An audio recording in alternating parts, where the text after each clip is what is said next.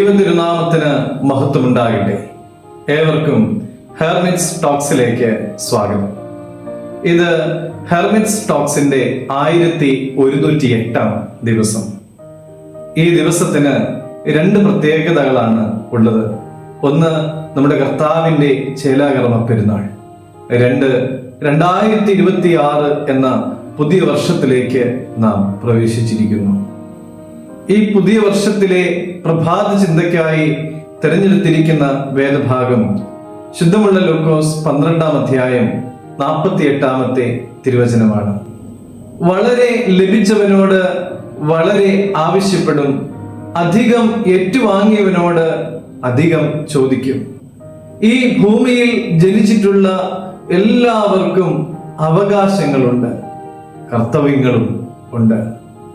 മാതാപിതാക്കളുടെ സ്വത്തിന് മക്കൾക്ക് അവകാശം ഉള്ളതുപോലെ മാതാപിതാക്കളെ അനുസരിക്കുക എന്നുള്ളത് ഓരോ മക്കളുടെയും കർത്തവ്യമാണ്.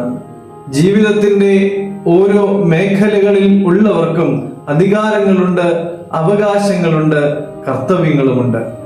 ദൈവത്തിന്റെ വചനം അനുസരിച്ച് നമുക്കെല്ലാവർക്കും ദൈവമക്കളാകുവാനുള്ള അധികാരം ഉണ്ട്.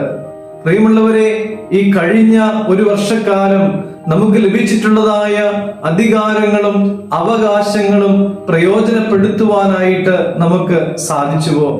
നമുക്കായിട്ട് നൽകിയിട്ടുള്ളതായ കർത്തവ്യങ്ങളെ പാലിക്കുവാനായിട്ട് നമുക്ക് സാധിച്ചുവോ?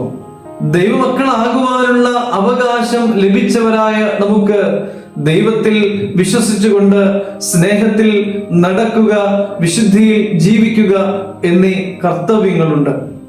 ഈ പുതിയ വർഷത്തിൽ നമുക്കൊരു തീരുമാനമെടുക്കാം.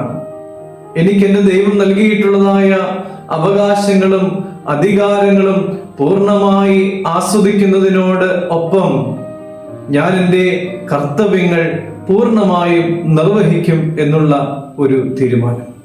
വളരെ ലഭിച്ചവനോട് വളരെ ആവശ്യപ്പെടും എന്നുള്ളത് കൊണ്ട് നാം ഏറ്റെടുത്തിരിക്കുന്നതായ കർത്തവ്യങ്ങൾ അത് എന്തു തന്നെയാണെങ്കിലും വിശ്വസ്തയോടും സത്യസന്ധതയോടും കൂടെ പൂർത്തീകരിക്കുവാനും നന്മയും സന്തോഷവും സമാധാനവും നിറഞ്ഞതായ ജീവിതം നയിക്കുവാനും ദൈവം നമുക്ക് സംഗതിയാക്കട്ടെ എന്ന് ഈ പുതുവർഷത്തിൽ നമുക്ക് പ്രാർത്ഥിക്കാം. എല്ലാവർക്കും പുതുവത്സര ആശംസകൾ ഒത്തിരി സ്നേഹത്തോടെ നേരുന്നു. ഹെർമിറ്റേജിന് വേണ്ടി പ്രത്യേകം പ്രാർത്ഥിക്കണമേ. ദൈവം അനുഗ്രഹിക്കട്ടെ.